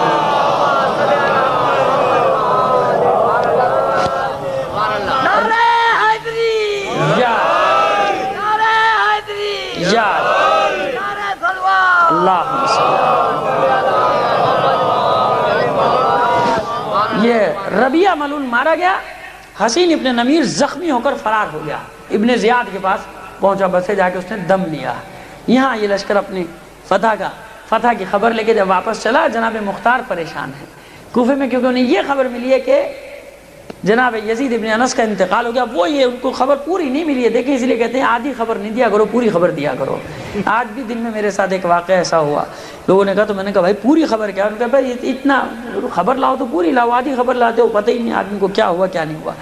تو اب جناب مختار پریشان ہے، پھر خبر ملی کہ نہیں، وہ بیماری کے سبب سے انتقال کر گئے، اور ورقہ ابن غارب نے ان کی جگہ علم سنبھالا، اور وہ فتح کے ساتھ واپس آ رہے ہیں۔ یہ لشکر واپس پہنچا، اب اطمینان ہوا، کیونکہ اب کچھ دیر کے لیے بیرونی حملوں سے محفوظ، کیونکہ عبد الملک ابن مروان کو ابن زیاد نے پیغام بھیج دیا کہ جو تو سمجھ رہا ہے کہ اس انداز میں مختار کو ختم کر لے گا، میں مختار کو جانتا ہوں، مختار ایسے تیرے قابو میں آنے والا نہیں ہے۔ اگر تو چاہتا ہے کہ مختار کا مقابلہ کرے، مختار کو ختم کرے، تو کم سے کم 1,00,000 سپاہیوں کو میرے پاس بھیجو، اور میں جانتا ہوں کہ کس طرح سے میں شیعہ نے کوفہ کو انجام تک پہنچاؤں گا۔ یہ پیغام بازی ادھر شروع ہوئی، اور ادھر جناب مختار نے لوگوں کو مقرر کیا کہ اب وقت ہے کہ اپنے وعدے کو پورا کیا جائے، قاتلان حسین کی فہرست جمع کرو۔ کچھ لوگ بھاگ گئے، ان کو کیسے پکڑا جائے؟ اب دیکھیے، یہاں باطل راستہ اختیار نہیں کیا جا رہا ہے، بلکہ یہاں حکمت عملی کہا جاتا ہے۔ اب کچھ فرار ہو گئے، محمد ابن اشعث بھاگ گیا، بصرے میں چھپا ہوا ہے، اس کو کیسے، اس کو قتل کرنا ہے، اس کو پکڑ کر کیسے لایا جائے، کیا کیا جائے؟ بہت سے لوگوں نے ادھر ادھر پناہ لے لی، لوگوں میں یہ مشہور کرا دیا ابراہیم بن مالک اشتر نے عام لوگوں میں کہ بھئی مختار کا تو مقصد تھا حکومت حاصل کرنا، قاتلان حسین تو ایسی بہانہ تھا حکومت لینے کا، اور لوگ بھی یہ سمجھے کہ ہاں اب تو یہ حکومت کے چکر چلا رہے ہیں، لہٰذا اب وہ باہر نکلنے شروع ہوئے، ان کے آتے پتے ملنے شروع ہوئے سب کے۔ محمد ابن اشعث کو بصرے سے کیسے بلایا؟ اس کے بیٹے کو بلا کے خوب انعام اکرام دیا، عبد الرحمن ابن محمد ابن اشعث کو، اور اس کو بھیجا کہ جا، تیرا باپ خامخواہ میں ڈر رہا ہے، آ جائے میرے پاس، میں اسے کہیں کی ولایت دے دوں گا، گورنری دے دوں گا۔ اس بہانے سے اس کو بھی وہاں بلوا لیا۔ جب یہ سب کوفے میں جمع ہو گئے، اب ابراہیم بن مالک اشتر سے کہا کہ اب کوفے کی ناکہ بندی کر دو، کوئی ان میں سے نکلنے نہ پائے، اور میں نے وعدہ کیا ہے قبر حسین پر کہ میں بستر پہ نہیں سوؤں گا، میں کسی خواہش کی تکمیل نہیں کروں گا، میں اچھا کھانا نہیں کھاؤں گا جب تک قاتلان حسین کو ان کے انجام تک نہ پہنچا دوں۔ اور سب سے بڑے ان میں کون؟ عمر سعد، ابن زیاد، خولی، سنان بن انس، شمر بن ذوالجوشن، اور یہ حسین ابن نمیر، عزاداران حسین۔ بس اب میں نے آپ کی زحمتوں کو تمام کر دیا، چند جملے مصائب کے۔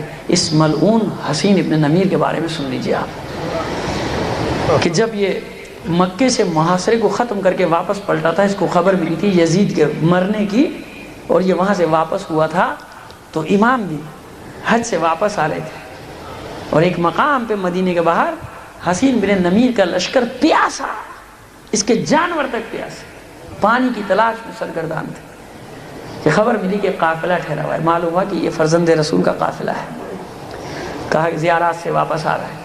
تو اس نے کہا کہ دیکھو، بتانا نہیں کہ اس قافلے کا سردار میں حسین ابن نمیر ہوں، یہ نہیں بتانا، ورنہ تمہیں پانی نہیں ملے گا۔ پہنچے، امام نے جو دیکھا کہ پیاسا لشکر، کہا کہ چھاگلوں کے منہ کھول دو، مشکیزوں کے منہ کھول دو۔ حسین ابن نمیر اور اس کے ساتھیوں نے جلدی جلدی پانی پینا شروع کیا، تو امام نے کہا کہ ان کے حیوانوں کو بھی پلاؤ، یہ بھی پیاسے۔ حیوانوں کے آگے بھی مشکیزیں، چھاگل، صرف رکھ دیے گئے، اور وہ پانی پی رہے۔ جب خوب سیراب ہو چکے تو امام کہتے ہیں اپنی ضرورت کا پانی اپنے ساتھ لے بھی جاؤ، اپنی ضرورت کا پانی لے بھی۔ تو اب یہ ملعون آتا ہے امام کے سامنے اور مسکرا کر کہتا ہے کہ فرزند رسول، اگر آپ مجھے پہچان لیتے تو کبھی میرے ساتھ یہ نیکی نہ کرتے۔ بس یہ سننا تھا کہ فرزند رسول کی آنکھوں میں اشک آ گئے، اور کہا کہ حسین ابن نمیر، میں تجھے نہیں پہچانا؟ تو نے کیا سمجھا کہ میں تجھے نہیں پہچانتا؟ حسین ابن نمیر، مگر کربلا کا واقعہ ایک لمحے کے لیے بھی میں فراموش کر سکتا ہوں، اپنے بھائی علی اکبر کا سینہ فراموش کر سکتا ہوں۔ حسین ابن نمیر، مگر تو ہی نہیں کہ جس نے میرے بابا کے سر کو نیزے پر بلند کر کے کوفے اور شام تک لے جانے کی ذمہ داری ادا کی تھی۔ حسین ابن نمیر، میں تجھے نہیں پہچان، لیکن حسین ابن نمیر وہ تمہارا کردار تھا یہ ہماری ذمہ داری ہے، یہ ہمارا فریضہ ہے. ہم امام ہیں اس امت کے، تو مانو یا نہ مانو، ہم امام ہیں اس امت کے. عزاداران حسین جو پہچانتے تھے مقام امامت کو، جن کے دل میں نور امامت تھا، وہ اگر کسی دوسرے مذہب کے بھی تھے تو انہوں نے پہچان لیا. شام پہنچا یہ قافلہ. یزید کا حکم تھا کہ اگر تمہیں کہیں راستے میں ٹھہرنا پڑ جائے تو قیدیوں کو سائے میں نہ بٹھانا، ان کو باہر، اپنے لیے خیمے لگانا، قیدیوں کے لیے نہیں. اور دیکھو ان کے قیام و طعام میں جتنی اذیتیں ان کو دے سکتے ہو دے دینا، جتنی تکلیف دے سکتے ہو. اس طرح سے کتنے عرصے میں یہ اسیروں کا قافلہ پہنچا. عزاداران حسین حکم ملا کہ ابھی دمشق کے باہر ٹھہرو. ابھی سجاوٹ مکمل نہیں ہوئی، استقبال کے انتظامات مکمل نہیں ہوئے. کتب مقاتل میں لکھا ہے 9 گھنٹے سے 9 دن تک کا یہ اسیروں کا قافلہ کھلے آسمان تلے پڑا رہا.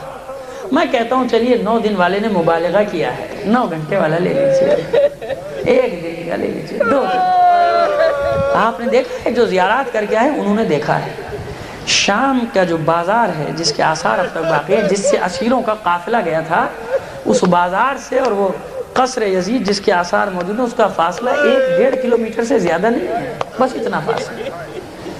اور عزاداران حسین جب یہ قافلہ اس بازار میں داخل ہوا، اتنا انبوہ، اتنا ازدحام تھا کہ قافلے کو دربار یزید تک پہنچنے میں 9 گھنٹے لگ گئے. ذرا تصور کیجئے آپ، یہاں سے رضویہ کی چورنگی اتنا فاصلہ. مسئلہ کیا تھا؟ اتنا ہجوم تھا کہ کچھ قدم یہ ناقے آگے بڑھتے تھے، پھر ہجوم کے سبب سے پیچھے دھکیل دیے. اور رسول زادیاں، چھوٹی چھوٹی بچیاں حیران پریشان اس مجمع عام میں. ذرا آپ تصور کیجئے کہ زینب اور ام کلثوم، رقیہ ام رباب، یہ سکینہ، ان معصوموں کی کیا کیفیت ہے کہ پروردگار کس امتحان میں تو نے ہمیں ڈالا. عزاداروں اسی انبوہ میں ایک عیسائی راہب مقامات مقدسہ کی زیارت کر کے واپس پلٹا ہے، بچہ بھی ساتھ. حیران ہو گیا دمشق میں آ کے، آج کیا ہے؟ آج تو تمہاری کوئی عید بھی نہیں ہے، یہ کیسا جشن ہے؟ بتایا گیا کہ ایک باغی نے خروج کیا تھا امیر کے خلاف، اس کو قتل کر دیا گیا، مقتولین کے سر اور ان کے قیدیوں کو لایا جا رہا. اسے شوق ہوا، آگے بڑھا، قریب لایا اپنے آپ کو کسی طرح سے، آگے نیزے اور پیچھے ناک. اور جس کی ناکوں پہ نظر پڑی تو حیران رہ گیا کہ ہر بیوی کے ہاتھ پسے پشت بنے، لیکن اس نے اپنے بالوں سے اپنا پردہ کیا ہے. اپنے بچے سے کہتا ہے کہ یہ کوئی عام عورتیں نہیں ہیں، میرے بیٹے دیکھ رہا ہے کہ چھوٹی سی بچی ہے تو وہ بھی منہ چھپانے کی کوشش کر رہی ہے. اس کے بعد اس کی نگاہیں پڑی نیزوں پر، اور ایک سر پر اس کی نظریں ٹھہر گئیں. اور تھوڑی دیر بعد کہتا ہے کہ تو نے غور کیا؟ اپنے بیٹے سے کہتا ہے تو نے غور کیا؟ اس سر کے لب ہل رہے ہیں، یہ کچھ بات کر رہا ہے. بیٹا ہاتھ ہلا کے کہتا ہے بابا ارے اس سر کو چھوڑو، اس ننھے سے سر کو تو دیکھو. بابا اس ننھے سے سر کو تو دیکھو، اس کے بھی لب ہل رہے ہیں. اور پھر سینہ پیٹ کر کہتا ہے کہ بابا مگر یہ تو بتاؤ اس بچے کو کیوں قتل کر دیا؟ دونوں باپ بیٹے حیران پریشان. پاس کھڑے ہوئے لوگوں سے پوچھتا ہے بھائی یہ کون قتل کر دیا گیا؟ یہ کون تھا جس کو مار ڈالا گیا؟ تو کسی نے چپکے سے کہا کہ حسین ابن علی تھا. کون حسین ابن علی؟ کہا ہمارے رسول کا نواسا، ہمارے رسول کا نواسا، اس کی بیٹی فاطمہ زہرا کا بیٹا، اس کے بھائی علی کا لال. اور یہ ناکوں پر تو جن عورتوں کو دیکھ رہا ہے نا، یہ ہمارے رسول کی بیٹیاں ہیں. بس عزاداران نے اتنا سننا تھا کہ وہ کہتا ہے وائے ہو تم پر، ارے میں پتہ نہیں کتنی پشتوں میں داؤد نبی کی اولاد سن، آج بھی کہیں سے گزر جاتا ہوں لوگ میرے قدموں کی خاک اٹھا کے اپنے سر پہ ملتے ہیں، تم نے اپنے نبی کے نواسے کو قتل کر ڈالا. اس کے حرم کو قیدی بنا کر اس طرح تماشا دکھا رہے ہو؟ بس عزاداران سے آس پاس کے لوگ ڈر ڈر کے دور ہونا شروع ہوئے اور یزید کے سپاہی آگے بڑھنا شروع ہوئے اور اس کو خبردار کیا. لیکن عزاداران حسین وہ شعلہ ایمانی جو بھڑک چکا تھا اس کے دل میں، اس نے تلوار نکالی اور کہا کہ بدبختو اب تو مجھ پر جہاد واجب ہو گیا. لڑتا جاتا ہے اور ایک ساربان پہ نظر پڑی جو اونٹوں کے مہار تھا، میں تعارف کرتا ہے. آپ اپنا تعارف کرائیں. امام نے تعارف کرایا، کہا فرزند رسول ذرا جلدی سے اپنا کلمہ تو مجھے تعلیم دے دیں، جلدی سے اپنا کلمہ مجھے پڑھا دیں. ادھر کلمہ پڑھا، ادھر زخموں سے چور ہو کر گرا اور اطمینان سے کہتا ہے ارے میں تو حیران تھا کل رات سے کہ مسلمانوں کا رسول اور میرے خواب میں آئے. میں حیران تھا کہ مسلمانوں کا رسول میرے خواب میں آ کر مجھ سے کہتا ہے کہ میں تجھے جنت کی بشارت دیتا ہوں. پھر ایک بار کلمہ شہادت جاری کرتا ہے، کہتا ہے فرزند رسول گواہ رہیے گا آپ کے دین پر آپ کی محبت میں جان دے رہا. جان جانے آپ نے کے سپرد کی. بس عزاداران حسین آخری دو جملے سن لیجئے. بس زینب سے یہ منظر نہ دیکھا گیا، مدینے کا رخ کر کے آواز دیتی ہے اے نانا تیری امت میں کوئی نہ نکلا مدد کرنے والا. ہاں قوم نصارہ سے ایک شخص تو غیرت آ گئی اور ہماری نصرت میں اپنی جان قربان کر بیٹھا.